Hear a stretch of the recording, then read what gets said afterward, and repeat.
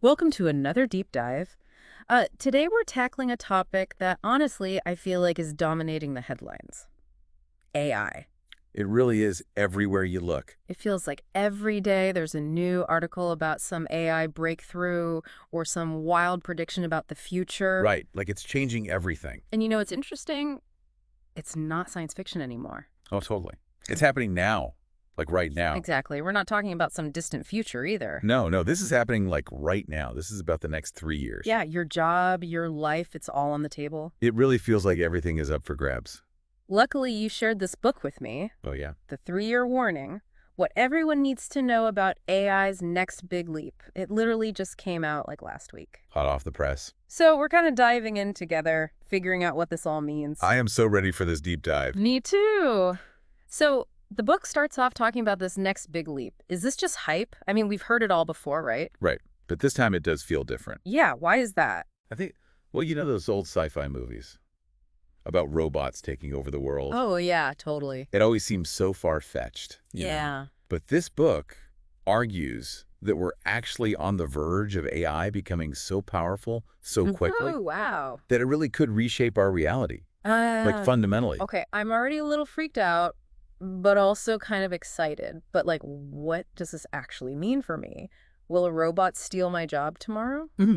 Well, maybe not tomorrow. But Yeah. the book goes into all that. It starts with a quick history lesson. Oh, yeah. It reminds us that AI has had these like boom and bust cycles, all this Yeah. hype and then disappointment. I feel like self-driving cars were kind of the poster child for that. Totally. Like everyone was convinced we'd all be in self-driving cars by like 2020. And here we are. So what makes this time different? Well, I think the book argues that this time it's different for a few reasons. Yeah. One being that we're in the 21st century. We have all this computing power now.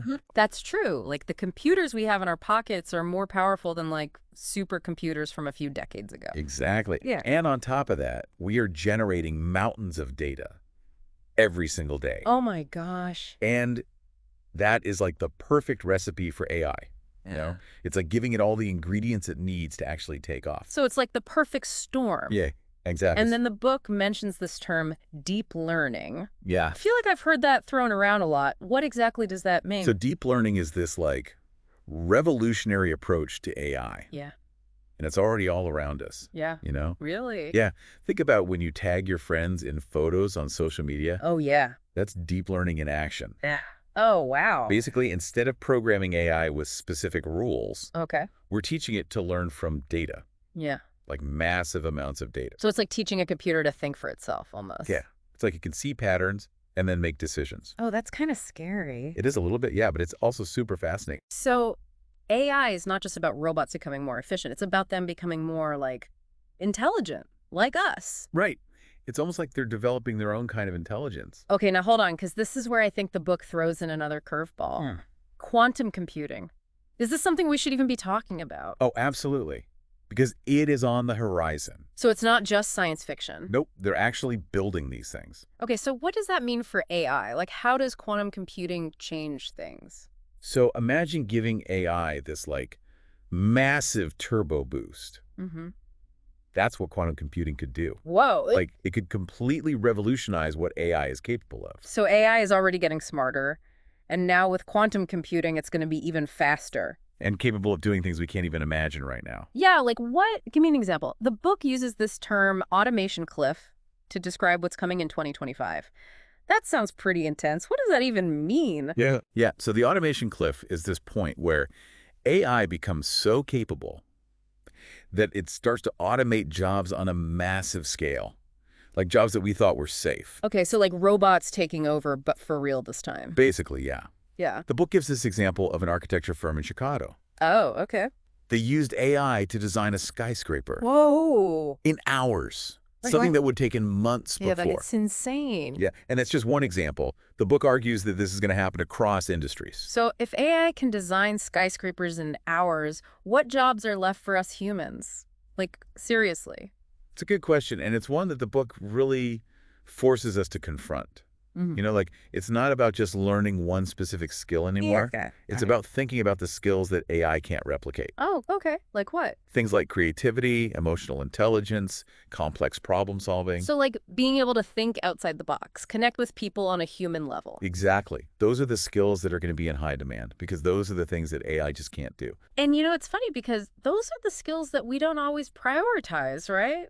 That's true. Yeah. Like in education, we often focus on like rote memorization and technical skills. Yeah, yeah. But those are the things that are actually easy to automate. So the book is basically saying we need to rethink how we educate ourselves and our kids, right? Absolutely. It's about lifelong learning. We need to be constantly updating our skills. So it's not about what you know now, it's about your ability to learn and adapt. Exactly. And that's true for businesses too. Yeah. Oh, yeah, totally. So this isn't just advice for individuals, right? Not at all. Yeah. Businesses need to be just as adaptable as individuals. Yeah. They need to be investing in their employees, retraining them. Right, so that they're prepared for this new world of work. Exactly. And, the book argues that the companies that embrace this, the ones that invest in their people and are willing to adapt, Yeah. they're the ones who are going to thrive. So it's not just about surviving, it's about thriving in this new landscape. It's an opportunity too. Like we're not just talking about doom and gloom here. It's kind of exciting, right? In a terrifying way. Exactly. It's like a terrifyingly exciting time to be alive, like a wake-up call for all of us. Okay, but we're just getting started. 2026, the book calls The Rise of the Robots. Wait, so it's not just about AI getting smarter, it's about actual physical robots entering our lives. Yep, get ready because it's coming. Okay, this is where things start to get really interesting. Yeah. Like, how does this impact the way we work? So the book talks about this idea of collaboration between humans and robots. Oh, okay. It's not going to be about us versus them. Yeah. It's going to be about us working together. So we need people who can build and maintain these robots. Yeah, for sure. Like all those technical skills. But we also need people who can work alongside them, right? Absolutely. Like people who can manage teams that include both humans and robots. Oh, interesting. That's a whole new skill set. Totally.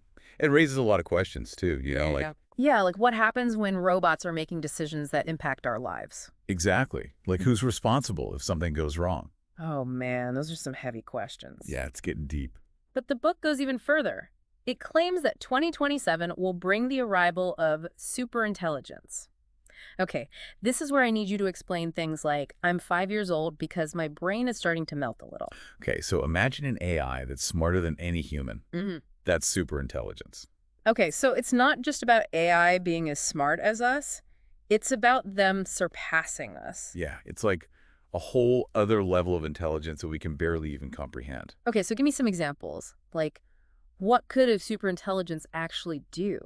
Imagine an AI that could solve complex scientific problems, Okay, yeah. like cure diseases, Yeah. tackle climate change, Whoa. or even like compose symphonies that are better than Beethoven. Okay, that's where it gets a little scary. Right, because it's like, if they can do all that, what can't they do? Right, that's what I'm worried about. Yeah, and the book talks about both the amazing potential of superintelligence Okay. and the very real risks. Okay, so what are the risks? Like, what if it disrupts our entire economic system Oh, yeah, that's a big one. or creates new forms of inequality that we can't even imagine right now? So it's not just about the technology itself. No. It's about how we use it. Exactly. It's about making sure that AI aligns with our values and that it benefits humanity. Okay, so how do we do that? I mean, this all sounds pretty overwhelming. Well, the book says we need to start thinking about the ethics of AI now, not later. Like, we need to have these conversations before it's too late. I completely agree, and I'm so glad we're having this conversation today. But this is a lot to process. I feel like we need a whole other deep dive just to unpack superintelligence alone. Probably. But I think this is a good starting point. It's like laying the groundwork for everything else we're going to talk about. Okay, so stay tuned, everyone. We're just getting started. That's right. Welcome back to the deep dive. I feel like my brain is still processing everything we talked about in part one. I know, right? It's a lot. AI taking over the world, robots getting smarter every day, superintelligence, like it's mind-blowing. It is. But remember, the point of this deep dive isn't to freak everyone out. Right. It's about understanding what's coming so we can be prepared. Exactly. It's about moving from like anxiety to readiness. I like that. So let's talk about what we can actually do about all this. The book spends a good chunk of time on this idea of personal preparedness. Right, like what can we do as individuals to get ready for this AI revolution? Exactly. Should we all be running out to learn how to code? Well, coding is definitely a valuable skill, but the book's advice goes deeper than that. It's about cultivating this mindset of like lifelong learning. Okay, I hear that a lot these days, lifelong learning, but what does it actually mean? Well, think about it. The skills that are in high demand today might be totally obsolete in a few years. Oh yeah, for sure. Uh, Like, who even uses floppy disks anymore? exactly. So the key is to be adaptable, to be a constant learner. Okay, that makes sense. But how do we even know what skills to learn? Like, the tech landscape changes so fast, it's like, what's hot today might be old news tomorrow. Right, it's tough to keep up. But instead of trying to chase the latest trends, the book emphasizes what they call transferable skills. Transferable skills. Okay, I'm intrigued. Tell me more. So think about things like creativity, problem solving, critical thinking. These are skills that will always be valuable, no matter what new technologies emerge. So it's about being able to think critically, adapt to new situations, and solve problems creatively. These are all like uniquely human skills, right? Exactly, the stuff that AI can't replicate, at least not yet. Okay, that makes sense. But I'm a very practical person. Yeah. So give me some concrete examples. Like, how can we actually develop these skills? Well, the book talks about the importance of what they call AI literacy. AI literacy, what is that? It's about understanding the basics of how AI works, what it's good at, what it's not good at. So it's like being an informed consumer of AI. Exactly, like knowing enough to ask the right questions and not just be intimidated by the technology. That makes a lot of sense, especially since it seems like AI is becoming more and more integrated into our lives. Right, like it's everywhere, and it's only going to become more pervasive. So we need to be savvy about it. Hmm. Okay, so lifelong learning and AI literacy are key for individuals. But what about businesses? How can they prepare for this AI revolution? Well, the book really emphasizes the importance of innovation. Yeah, innovation seems to be the buzzword these days. But what does that actually look like in the context of AI? It's not just about adopting new technologies. It's about fostering a culture of creativity, experimentation, and collaboration. So it's about being open to new ideas, not being afraid to try new things, and working together to find solutions. Exactly. The book actually gives a really cool example of this manufacturing company. Okay, tell me about it. So this company was struggling to keep up with demand. They knew they needed to do something, but instead of just automating their existing processes, they took a step back and they reimagined their entire production line using AI-powered robots. Whoa, that's a bold move. It was, but it paid off. They were able to increase efficiency, reduce waste, and create a more flexible and adaptable workforce. So it's a great example of how AI can be this catalyst for positive change. Yeah, exactly. Like, it's not about AI versus humans. It's about how we can use AI to make things better. But it also highlights the importance of leadership, right? Like, Yeah. leaders need to have the vision to see the potential of AI and the courage to actually invest in it. Totally. And just as importantly, they need to create a culture where their employees feel empowered to experiment and innovate. That's so important. It's about creating an environment where people aren't afraid to fail, where they feel supported to try new things and learn from their mistakes. Right, because that's how real innovation happens. This is all making a lot of sense, but there's one piece of the puzzle that I feel like we haven't really talked about yet. Ethics. Oh, yeah, that's a big one. As AI becomes more powerful and more integrated into our lives, how do we make sure that it's used responsibly? That is the million-dollar question. Mm. And the book definitely doesn't shy away from the ethical challenges posed by AI. So what are some of those challenges? Well, one of the biggest is bias. You know, AI systems are trained on data. And that data is biased, then the AI system will be biased too. Right, garbage in, garbage out, as they say. Exactly. And that can have some really serious consequences, especially if those biased AI systems are being used to make decisions about things like hiring, lending, or even criminal justice. Oh, wow. Yeah, that's a scary thought. So what can we do about it? Well, the book emphasizes the need for clear guidelines and regulations around the development and use of AI. Okay, so we need some rules of the road to make sure AI is used ethically. Exactly. And those rules need to be developed collaboratively. So it's not just about governments imposing top-down regulations. Right. It needs to be a conversation that involves everyone. Governments, businesses, researchers, ethicists, and even the public. It's about finding that balance between innovation and responsibility. Exactly. We want to encourage the development of AI technologies that can benefit humanity, but we also need to make sure that they're used ethically. and that we have safeguards in place to prevent unintended consequences. It's a tall order, but it's a necessary one. Absolutely. This conversation has given me a lot to think about, both in terms of my own personal preparedness and the bigger societal implications of Mine AI. too. It's And like this is a huge topic, and we're just scratching the surface here. yeah, there's so much more to explore, but I think this is a good foundation. Yeah, and in part 3, we're going to delve even deeper into some of these societal implications. Okay, like what? We'll be talking about the future of work, the challenges of regulation, and the importance of global cooperation in shaping the AI landscape. It sounds like a fascinating conversation. I can't wait. Me neither. It's going to be good. Welcome back to the deep dive. It's the final part of our AI trilogy. And I'm not going to lie, it's been a wild ride. I know, right? There's a lot to take in. Yeah. We've talked about the automation cliff, the rise of the robot superintelligence. Like, it's mind-blowing stuff. And today we're going to zoom out even further. Oh, yeah. Yeah, we're going to look at the big picture, Yeah. the societal implications of all of this. Okay, this is where things get really real. It is. It's complex and, to be honest, a little bit daunting. Now sugarcoating it, huh? Nope.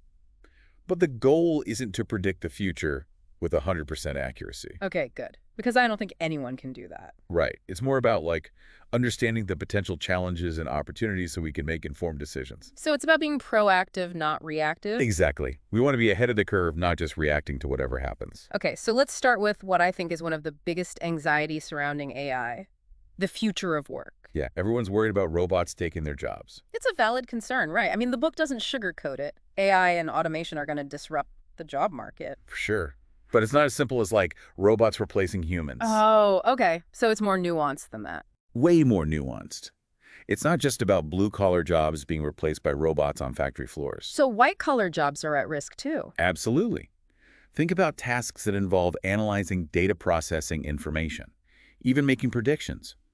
These are all things that AI can often do faster and more accurately than humans. Okay, so lawyers, accountants, financial analysts, even doctors could be impacted. It's possible. Yeah. But here's the thing. The book argues that this disruption doesn't have to be a bad thing. It can also create new opportunities. Okay, I'm listening. How so? Think about it this way. AI can automate all those routine tasks, freeing up humans to focus on higher-level work, the stuff that requires creativity, critical thinking, emotional intelligence. So it's not about humans versus robots. Right. It's about humans and robots working together. Exactly. And it's about recognizing that the skills that will be most valuable in an AI-driven world are those uniquely human qualities, the things that AI can't replicate. Okay, I like that. It's a more optimistic way of looking at it. But what about the people whose jobs are displaced? Like, how do we support them during this transition? The book emphasizes retraining and upskilling programs. Oh, yeah, making sure people have the skills they need to thrive in this new job market. Exactly. It's about investing in education and training so people can adapt and stay ahead of the curve. That makes sense. But what about the bigger economic picture? Like, if AI does lead to mass unemployment, how do we ensure that everyone has a fair shot at a decent living? That's a huge question, Uh, and one that we need to be talking about now. The book suggests exploring new economic models, things like universal basic income. Universal basic income, huh? That's a pretty radical idea. I mean, it's been talked about for a while, but it's never really gained much traction. I know, it's controversial. But these are the kinds of conversations we need to be having. We need to be thinking outside the box, exploring all options, challenging our assumptions about how things should be. Right, because the old ways of doing things might not work in this new AI-powered world. Exactly. We need to be open to new ideas and new solutions. Okay, so the future of work is definitely going to look different. But it's not just about jobs, right? AI raises all sorts of other societal challenges. Oh, yeah, tons. One of the biggest being regulation. Yeah, that's a big one. How do we ensure that AI is used responsibly and ethically? Right. It's like we have this incredibly powerful technology, but we don't really have the rules of the road figured out yet. It's like the Wild West of tech. Exactly. Yeah. And the book makes the point that traditional regulatory frameworks might not be enough. Like, we need new approaches to keep up with the pace of AI development. Okay, so what would those new approaches look like? Well, the book suggests a multi-pronged approach. Okay, break that down for me. It's about collaboration between governments, industry experts, ethicists, and even the public. So it's not just about the government coming in and saying, thou shalt not do this with AI. No, it's more nuanced than that. It's about bringing everyone to the table to have a conversation about how we want to shape the future of AI. That makes a lot of sense because it's going to impact all of us. Right. It's about finding that balance between innovation and responsibility.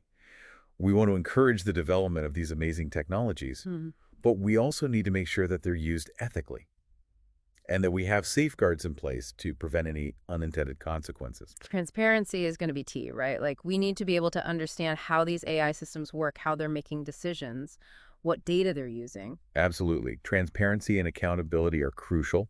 We also need to be thinking about data privacy, algorithmic bias, and the potential for AI to be used for malicious purposes. Mm. We need to be aware of the risks as well as the benefits.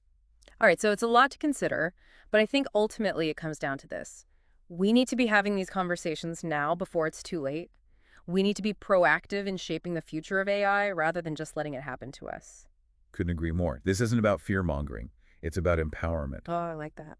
It's about recognizing that we have the power to shape the future of AI, and that it's up to us to ensure that it's used for good. That's a great message.